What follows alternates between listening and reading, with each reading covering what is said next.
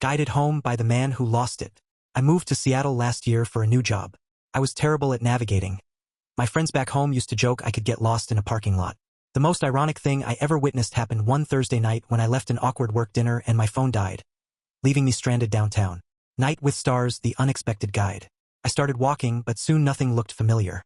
I was in a part of the city where I didn't want to be alone at night. I stopped at a corner, trying to remember my route.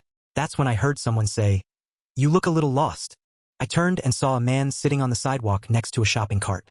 He had a thick beard, a beat-up green jacket, and I was nervous, but he remained seated. I nodded.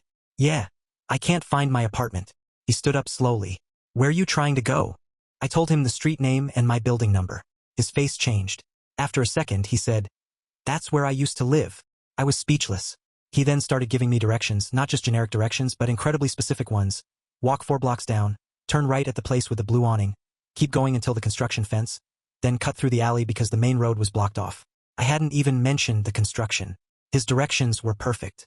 I made it home in 15 minutes. Key apartment 3C. The next morning, I bought him food and a jacket and went back to the corner. The man, Kevin, was still there. He told me he used to work in IT, but the pandemic hit, he was laid off, and he eventually lost his home.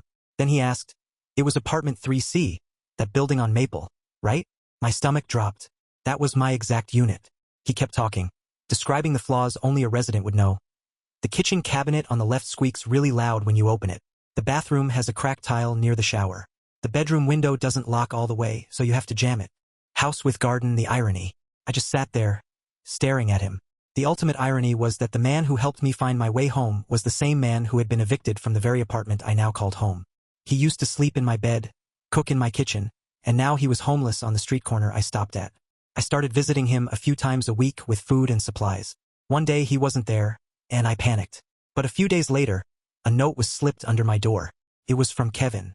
He had gotten into a shelter program and was working with a case manager.